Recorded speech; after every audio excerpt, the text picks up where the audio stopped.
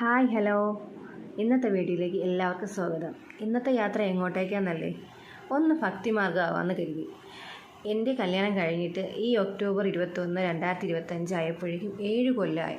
ഞങ്ങളുടെ സ്ഥലം ശ്രീകാര്യവുമാണ്. ഈ 7 കൊല്ലത്തിനിടയിൽ ഇതുവരെ ഞാൻ പോയിട്ടില്ലാത്തൊരു സ്ഥലം. എന്നാൽ ഒരുപാട് കേട്ടിട്ടുണ്ട്.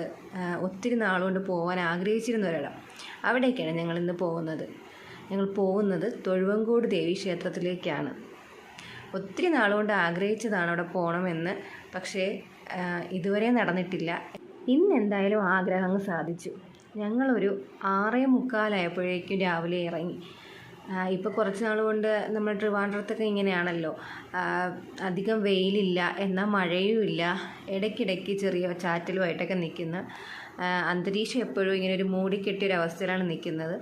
അതുപോലെ തന്നെയായിരുന്നു ഇന്നും രാവിലെ. അങ്ങനെ ഞങ്ങൾ രാവിലെ 6:45 നമ്മൾ ഇറങ്ങി നേരെ കോവിലെത്തി.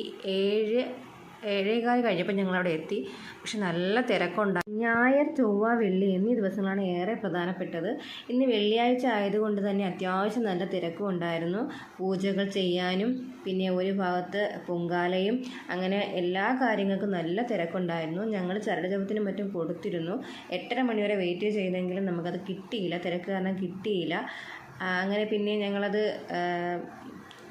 വാങ്ങാൻ നിന്നില്ല. അതെല്ലാം കഴിഞ്ഞ് ഞങ്ങളവിടെ നിന്ന് ഒരു 8:30 മണി കഴിഞ്ഞപ്പോൾ ഞങ്ങളവിടെ നിന്ന് ഇറങ്ങി. കാരണം ചേട്ടൻ ജോലിക്ക് പോകണം എന്നുള്ളത് കൊണ്ട് നമുക്ക് പിന്നെ ഒരുപാട് നേരം വെയിറ്റ് ചെയ്യാൻ പറ്റിയില്ല. അതുകൊണ്ട് ഞങ്ങളവിടെ നിന്ന് ഇറങ്ങി.